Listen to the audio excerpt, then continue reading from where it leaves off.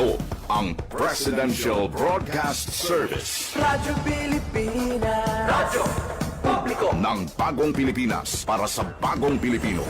Naghahatid ng mahahalagang balita at impormasyon na guugnay ng pamahalaan sa sambayanan. Tulay sa himpapawid ng serbisyo publiko. Radyo Pilipinas. Radyo Publiko. Ang boses ng Pangulo. Sa Iloilo, Radyo Pilipinas. 585 AM. Philippine Standard Time, alas 8:08 na sa aga. Nagapanguna nga balita sa syudad, sa mga banwa, sa probinsya sa Iloilo, kag kaingon nga mga probinsya. Mga pananawon sa likod sa mga balita. Inyo mabatian sa Radyo Pilipinas Iloilo News. Mga balita nga magasugata sa inyong nga aga. Yin bantayan, yin sunod, yin tipon sa Radyo Pilipinas Iloilo News Team. Gikan sa hulot balitaan. Diretso sa inyong palamatian. Yarian! Radyo Pilipinas Iloilo News!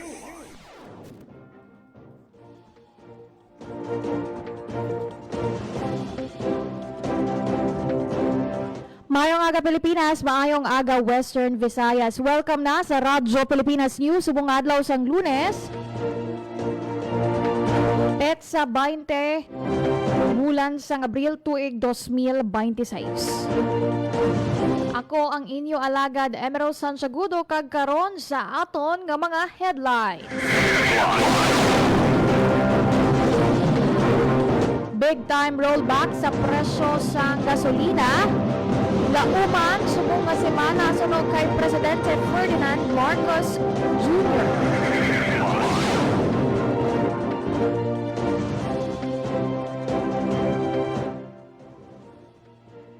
Gobyerno padayon sa mga pagpatuman sang programa agud mahagan-hagan ang epekto sang tensyon sa Middle East. Masobra 114 million pesos nga cash relief assistance na panagtag na sa masobra 22,000 nga tricycle drivers sa Western Visayas.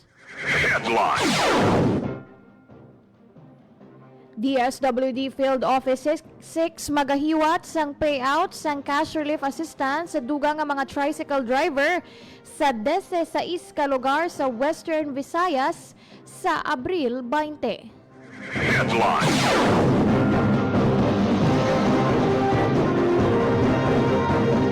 Flight sang Philippine Airlines nag-emergency landing sa Iloilo International Airport kahapon nga adlaw.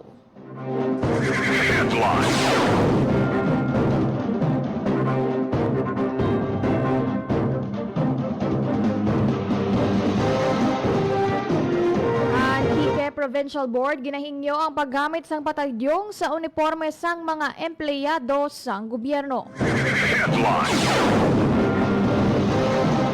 National Festival of Talents 2026 opisyal na nga nagbukas sa Rojas City, Capiz.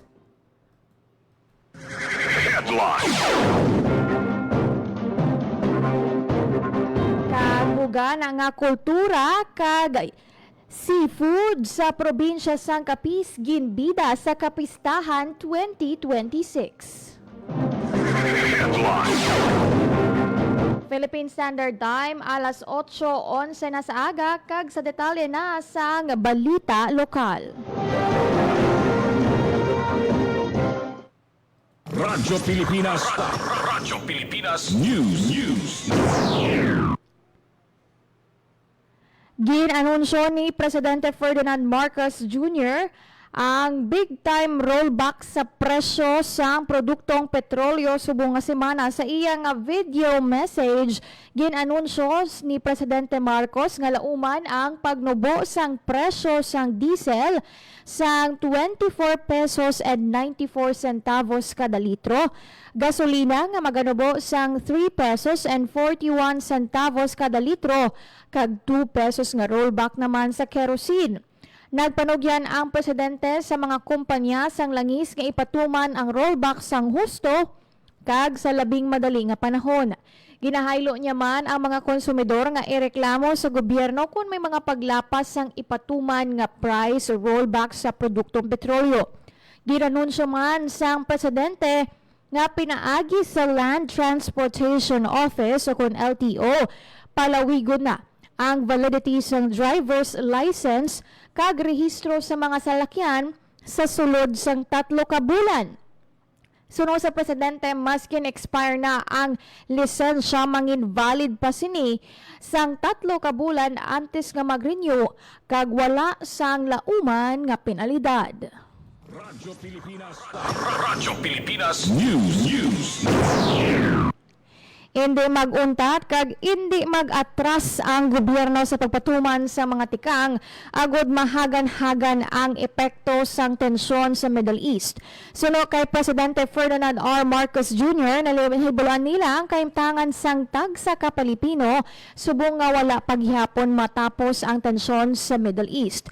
Bangod sinigin payag sang presidente ang pila ka mga tikang nga ginahimo ang gobyerno agod mahagan-hagan ang mabugat nga epekto sang gira, paangay sang fuel discount o kontensyon sa Middle East, kaangay sang fuel discount para sa mga public utility vehicle, bus service contracting program, 3 ka bulan nga extension sa validity sang nag-expire nga lisensya. Lauman man ang big time rollback sa presyo sang diesel, kerosene kag gasolina subong nga semana. Ginpasiguro na Presidente Marcos nga maabot sa mga nagakinahanglan nga bulig ang serbisyo kag bulig sang gobyerno. Radyo Pilipinas News. Masobra 114 million nga cash relief assistance na panagtag na sa masobra 22 kalibo nga tricycle drivers sa Western Visayas. Para sa detalye sang balita, may report si Marian Grace Erenieta. Radyo Pilipinas Report. Naglabot na sa masobra sa 114 million pesos nga cash assistance o CRA ang naipanagtag sa Department of Social Welfare and Development Field Office 6 sa masobra 22 kalibo nga tricycle driver sa rehiyon.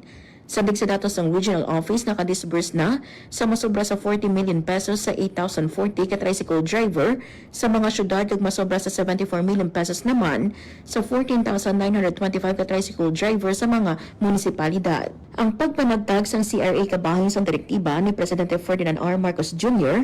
kag DSWD Secretary Rex Gatchalian nga buligan ang sektor sa transportasyon nga apektado sa pagtaas ang presyo sa petroleum products. Para sa Bagong Pilipinas, Marian Grace Erenieta, Radyo Pilipinas, Radyo Publiko.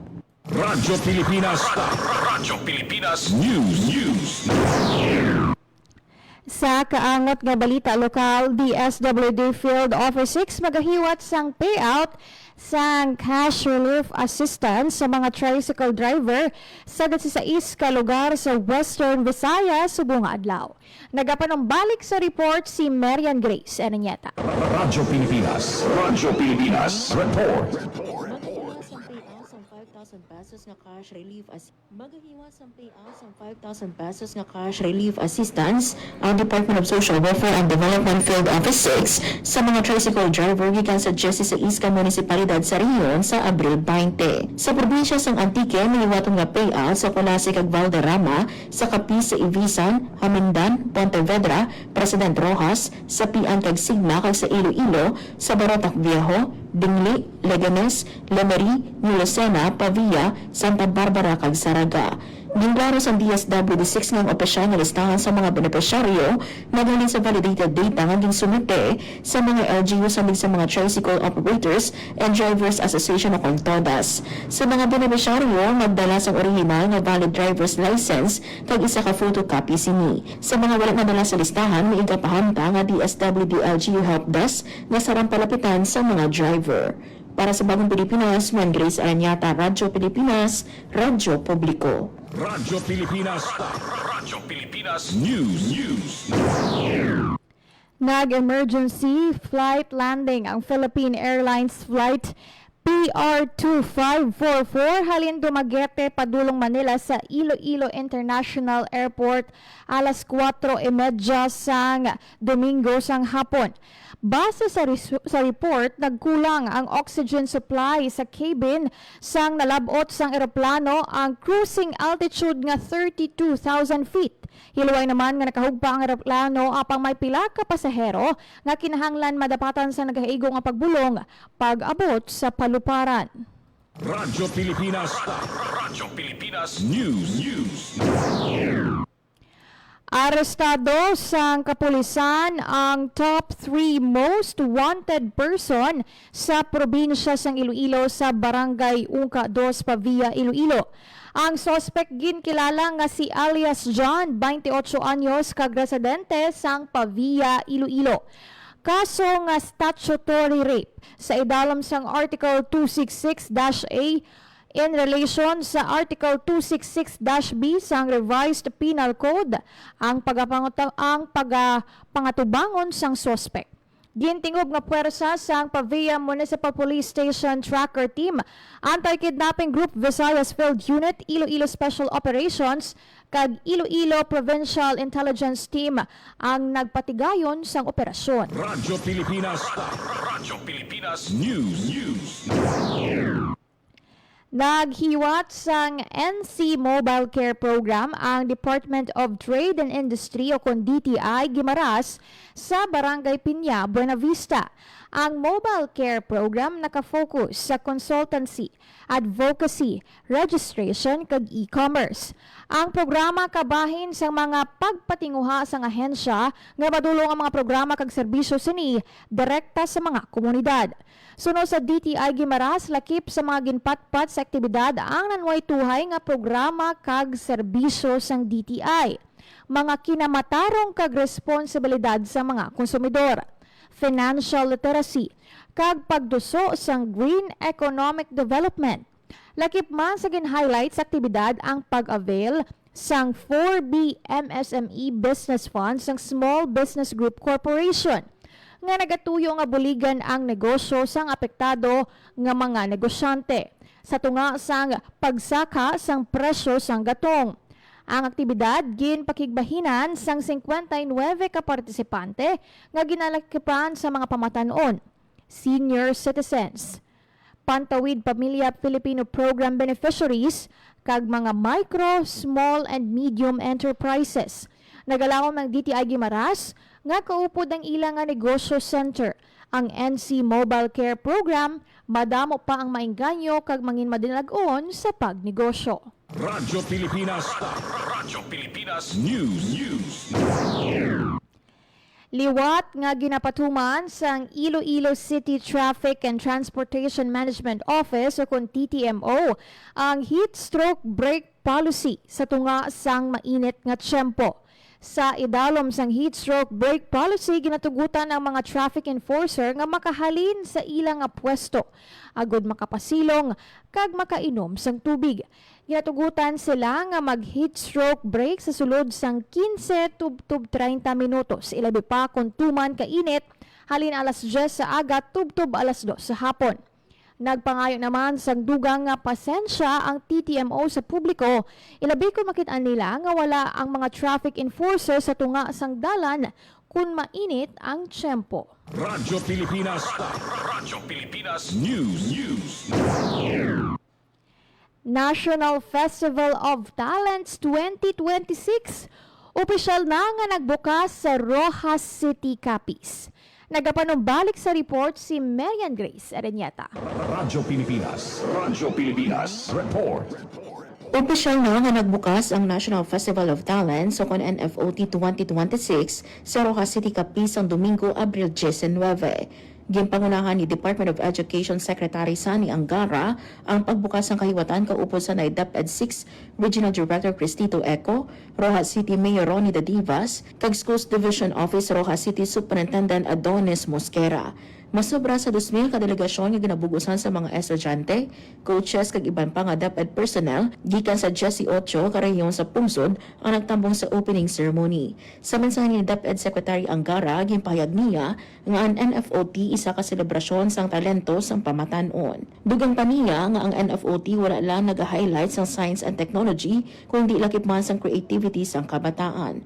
Magapaindis-indis ang mga estudyante sa advocacy pitch, Arabic language spelling, Bakers, Cabin Craft, Sinimunti, Docuwento, Harf Touch, Likawitan, Literary Cup, Pinasayaw, Pop Quiz, Quran Reading, Savor the Flavor, Stamazing, Stories in Silence kag Technofusion.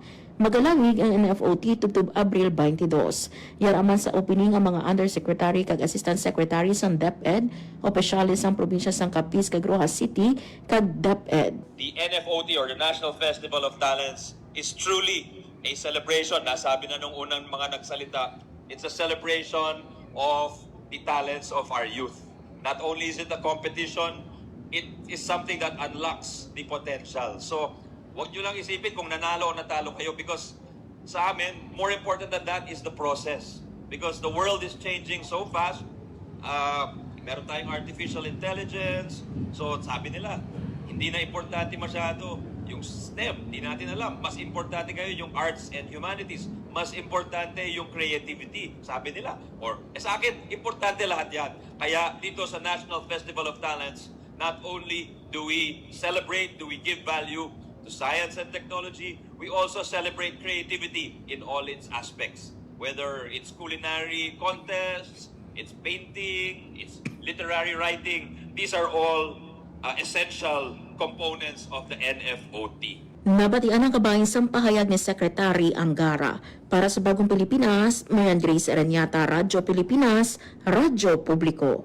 Radyo Pilipinas. Radyo Pilipinas News. Patay nga leatherback sea turtle nagkitaan sa gimbal kagindala sa Sifdeck Fish World. Para sa detalye sang balita, may report si Hope Torrechante. Radyo Pilipinas. Radyo Pilipinas Report. Nakabatong sang report ang Sifdeck Tigbawan nga may nasapwan nga leatherback sea turtle sa baybayon sang Santa Rosa sa Banwa sang Gimbal, Abril 18.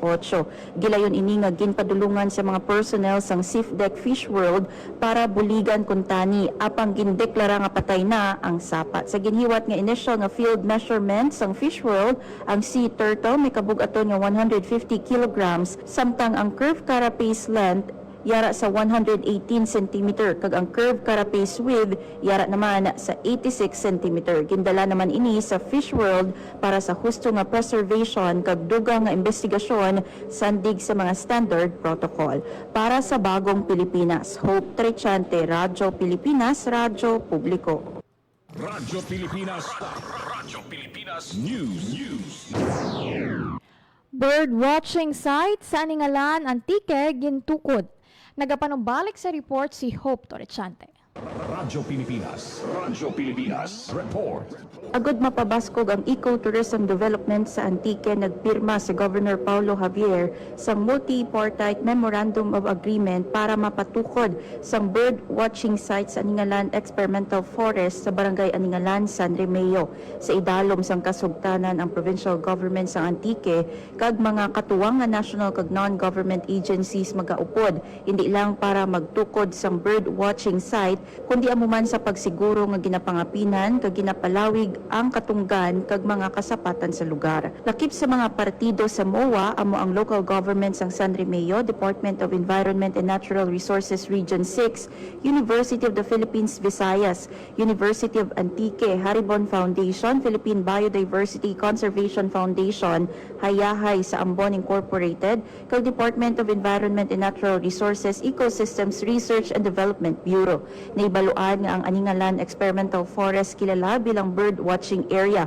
May kalaparon ini nga 101 hectares kag puloy-an sang pila ka endemic kag migratory bird species. Kadungan sini ginpahayag ni Provincial Environment and Natural Resources Officer Maria Vivian Marfil nga may hiwaton nga biodiversity assessment agud matumod ang nagkalain-lain nga bird species sa katapusan sang Mayo sini nga tuig 2026. Para sa Bagong Pilipinas, Hope Torrechante, Radyo Pilipinas, Radyo Publiko. Radyo Pilipinas. Radyo Pilipinas News. Ginaprobahan sang sangguniang panlalawigan sang Antique ang resolusyon nga nagahingyo sa mga local government officers nga ilakip ang patadjong sa ilang opisyal nga uniforme. Katugyaan sini nga malakip ang patadjong ang traditional hand-woven fabric sang Antique sa opisyal nga panapton agud mapabaskog ang cultural appreciation kag itibuong ang local identity sa patag sang public service. Sa resolusyon, ang patadjong gitawag nga simbolo sang kultura kag identity sang probinsya. Pinaagi sa paglakip sini sa mga uniforme sa mga empleyado, ginalauman man nga mapabaskog ang lokal nga kultura sang Antique. Gin-highlight man sa resolusyon ang positibo nga epekto sini sa ekonomiya bangod ang paggamit sang patadjong direkta nga makabulig sa manughabol kag producer sa Antique. Radyo Pilipinas. Radyo Pilipinas News. Kag sa katapusan na nga balita lokal na puno sang madinoagon nga costumes ang mga dalanon sang Rojas City Capiz sa maragtas sang Capisnon Historical Parade kag maragtas sang Capisnon cultural performances nga parte sang selebrasyon sang Kapistahan 2026. Nagpakita sang ilang street dance performance ang may 21 ka competing groups nga nagarepresenta sa mga munisipalidad kag eskwelahan sa Capiz sa maragtas sang Capisnon Historical Parade. Pagkatapos sini ginhiwat ang maragtas sang Capisnon Cultural Performances sa Pueblo de Panay Technopark sa Rojas City, Capiz. Sa Biyernes naman, binukid-bukid nga seafood, seashells, kag iban pa nga Capisnon delicacies ang ginbida sa ika-4 nga Surambao Seafood Feast 2026 sa Villarreal Stadium sa Rojas City. Sa balor nga 999 pesos, pagusto na makabalik-balik ang mga bisita sa Unlimited Seafood Feast. Suno sa organizers, hindi magnubo. Sa 1,000 ka kilos ang seafood ang ilang nga ginhanda para sa Surambao Seafood Festival. Agon magpakita sang bugana nga seafood kag kultura sang taga Capisnon. Parte ini sang selebrasyon sang Kapistahan 2026 nga nagasaulog sang founding anniversary sang probinsya. Radyo Pilipinas. Radyo Pilipinas News. Philippine Standard Time, alas 8:30 na sa aga. Radyo Pilipinas. Radyo Pilipinas. Kag inyo nabatian ang mga nagapanguna nga balita sa pagpangalagad sang Radyo Pilipinas News. Madamo gid nga salamat sa tanan nga nag-upod sa Facebook Live kag sa tanan nga nagapamati sa ilang nga radyo. Para sa iban pa nga balita, padayon lang nga mag-like, comment and share sa Facebook page sang Radyo Pilipinas Iloilo. Kag padayon nga magtutok sa 585 Radyo Pilipinas Iloilo. Magupod man sa Radyo Pilipinas Iloilo Community. Sa liwat akong inyo alagad Emerald Santiagudo, kag until next time, diri lang sa Radyo Pilipinas News. Maayong aga Pilipinas, maayong aga Western Visayas. Radyo Publiko. Radyo Pilipinas. Sa bawat pag-alis ng isang OFW, may pangarap. Pero may takot din. Takot na sa pag-uwi. Wala pa ring kabuhayan, walang kasiguruhan. Pero nagbago ang kwento. Sa pagsisimula pa lang ng Department of Migrant Workers, maliwanag ang direksyon ni Pangulong Ferdinand Marcos Jr. Itaguyod ang National Reintegration Program. Ito yung program ng Department of Migrant Workers para tuloy-tuloy ang tulong sa kahit nakauwi na yung OFW, ay may tulong pa rin sila natatanggap sa pamahalaan. Sa kanilang pag-uwi ay dapat ganap ang tulong at suporta, hindi mga government agencies na magkakahiwalay, kundi sanib puwersa. Mula sa mga training para sa pag-eempleyo at pagninegosyo, binubuksan ang mga oportunidad na dati sa ibang bansa lang natatagpuan. Last week, personal na binisita ng Pangulo ang iba't ibang training na ibinibigay ng DMW, tulad ng negosyo ng soap making sa Laguna.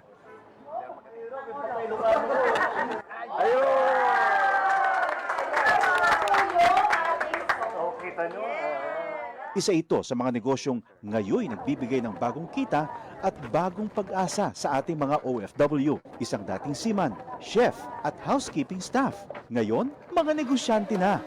Sa pagninegosyo, gumagabay ang Department of Trade and Industry. Ang laki ng ginawa nilang sakripisyo para magtrabaho sa ibang bansa.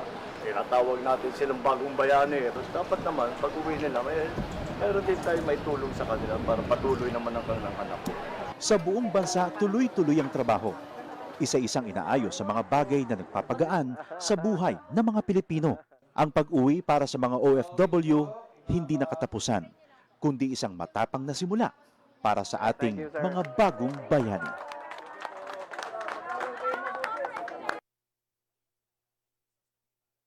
Kapag lumindol lang malakas, normal lang bang matakot? Aba, oo naman. Pero ang mahalaga, alam mo ang gagawin. Tulad ng duck, cover, hold. Duck, umupo agad para maiwasang matumba dahil sa lindol. Cover, protektahan ang sarili sa mga pwedeng ma-fall sa iyo. Hold, huwag mo nang tatakbo palabas. Hintayin tumigil ang lindol at pakiramdaman ng paligid bago lumabas ng bahay o gusali. Lagi ang tandaan para mabawasan ang pangamba sa oras ng sakuna. Duck, cover, hold. Hashtag panatag ang may alam. Maging panatag Pilipinas. Radyo Pilipinas. Radyo Publiko. Radyo Pilipinas.